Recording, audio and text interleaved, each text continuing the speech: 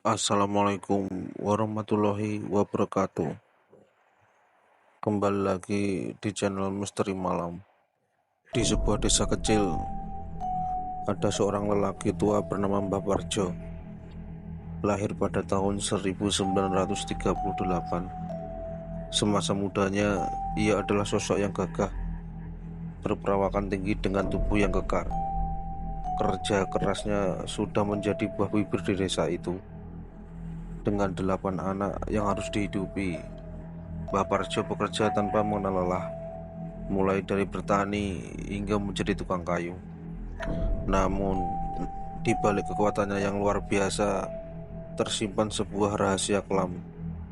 Orang-orang di desa berbisik-bisik bahwa Mbah Parjo memiliki susuk, yaitu benda pusaka yang ditanam di tubuhnya untuk memberinya kekuatan, ketampanan, dan daya tarik luar biasa. Katanya susuk itu dipasangkan oleh seorang dukun sakti di masa mudanya. Dengan susuk itulah Mbah Parjo mampu bekerja siang malam tanpa merasa lelah. Bahkan wajahnya tetap awet muda hingga usia senja.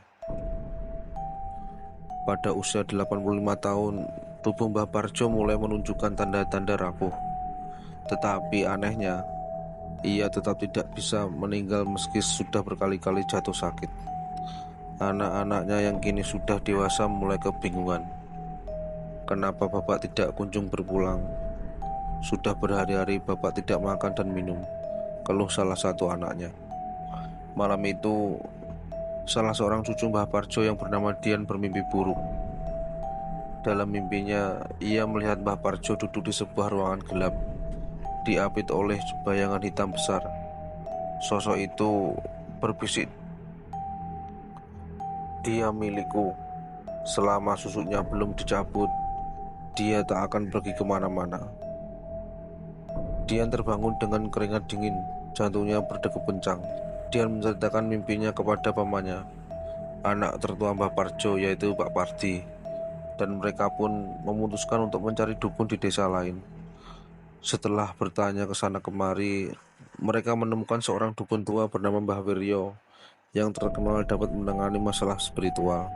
Ketika Mbah Wiryo datang ke rumah Mbah Parjo, ia langsung terdiam di depan tubuh lemah yang terbaring di ranjang bambu. Susuk ini sudah menjadi bagian dari tubuhnya selama bulan tahun. Untuk mencabutnya, kita harus melakukan ritual malam ini juga. Kalau tidak, arwahnya akan terjebak di antara dunia. Malam itu, rumah Mbah Parjo berubah menjadi tempat ritual yang mencekam. Mbah Wiryo menyiapkan dupa, kain putih, dan segelas air kembang. Semua anak-anak dan cucu-cucu Mbah Parjo berkumpul di ruang tengah, duduk melingkar di sekitar tubuh renta sang kakek. Saat Mbah Wiryo mulai melantunkan doa-doa, tiba-tiba terdengar suara erangan dari tubuh Mbah Parjo. Erangan itu berubah menjadi tawa keras yang tidak mungkin keluar dari tubuh seorang lelaki tua. Suara itu berat seperti suara makhluk lain. "Kalian tidak akan bisa mengambilnya dariku." Suara itu bergema di seluruh ruangan, membuat semua orang merinding. Lampu di rumah mendadak padam, meninggalkan mereka dalam kegelapan. Mbah Wiryo tidak menyerah. Ia terus melafalkan mantra, hingga tiba-tiba tubuh Mbah Parjo melayang beberapa sentimeter di atas kasur. Dari tubuhnya keluar cahaya kemerahan seperti bara api, berbentuk seperti jarum kecil yang melayang di udara. Cahaya itu memancarkan hawa panas yang menyengat.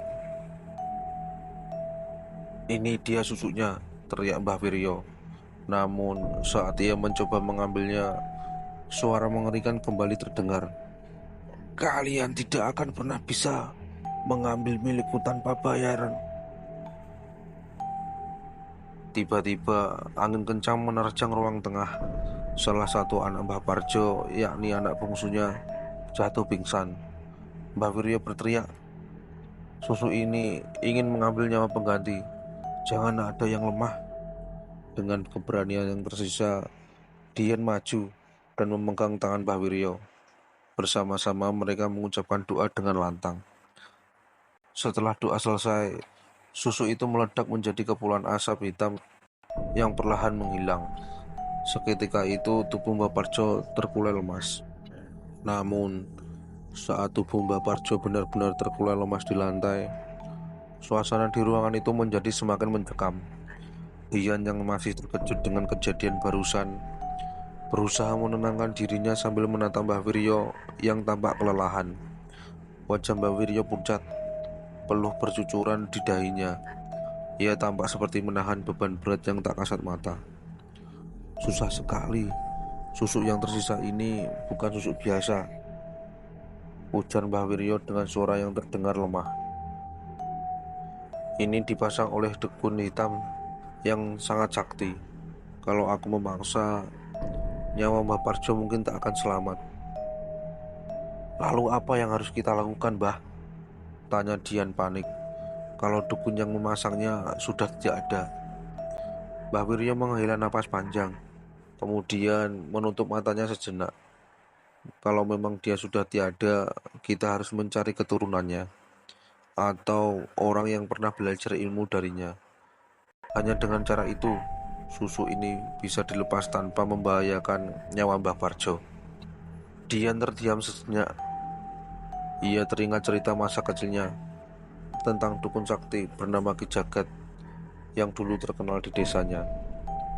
Dan beberapa tetangga mengatakan bahwa Ki Jagat inilah yang memasang susu pada Mbah Parjo. Menurut cerita warga, Ki Jagat telah meninggal puluhan tahun lalu, tetapi beberapa muridnya dipercaya masih melanjutkan ilmu hitamnya di tempat yang terpencil. Setelah mendengarkan pendapat Pak Pardi, adik-adiknya sepakat untuk meminta bantuan Mbah Munir. Mereka merasa bahwa menunggu terlalu lama untuk mencari keturunan atau murid-murid Ki Jagat akan membuat kondisi Mbah Parjo semakin memburuk. Lagi pula, Mbah Munir sudah dikenal sebagai tokoh agama yang sering membantu orang-orang yang mengalami gangguan gaib melalui cara yang bersandar pada agama, yaitu ruqyah. Pak Parti segera menemui Mbah Munir di rumahnya pada sore itu. Dengan tenang, ia menceritakan seluruh kejadian yang menimpa Mbah Parjo, termasuk perihal susu yang masih tersisa di tubuh ayahnya. Mbah Munir mendengarkan dengan seksama, sesekali mengangguk dan akhirnya berkata, "Insya Allah, saya akan membantu. Kita lakukan ini besok pagi, bertepatan dengan weton Mbah Parjo Selasa Wage. Namun, kalian semua harus siap, apapun yang terjadi. Tetaplah berdoa kepada Allah, karena kekuatan doa keluarga sangat penting." Keesokan paginya, suasana di rumah Mbah Parjo terasa tegang, namun penuh harapan. Anak-anak dan cucu-cucu berkumpul di ruang tengah, mengelilingi Mbah Parjo yang masih terbaring lemah di atas dipan. Wajahnya tampak pucat, namun ada sesuatu yang berbeda di rautnya, seolah ia merasakan kehadiran kekuatan yang mampu membantunya.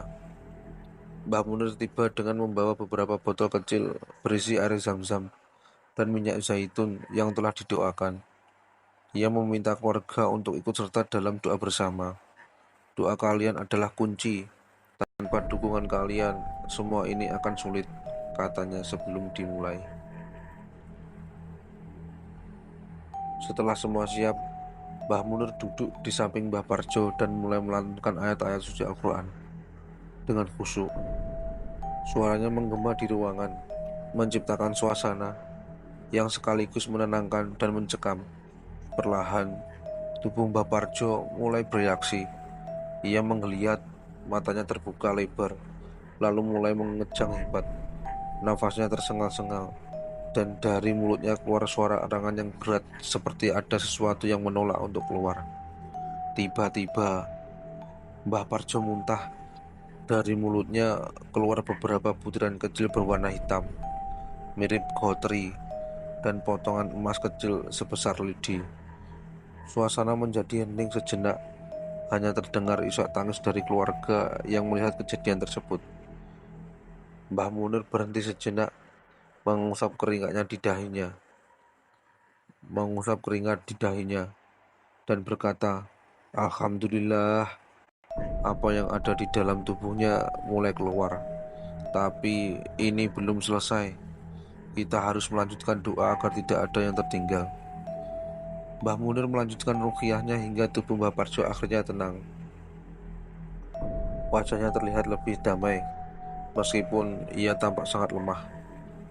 Setelah selesai, Mbah Munir mengingatkan keluarga, susu itu telah keluar, tetapi jejaknya masih ada. Teruslah berdoa dan jangan pernah mencoba kembali ke jalan seperti ini. Semoga ini menjadi pelajaran untuk kita semua.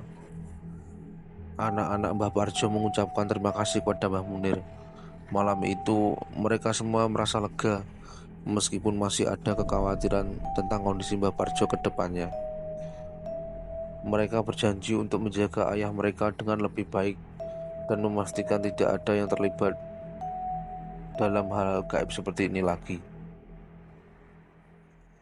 Keesokan paginya, setelah kejadian yang mengguncang semua orang, suasana rumah Mbah Parjo dipenuhi isak tangis.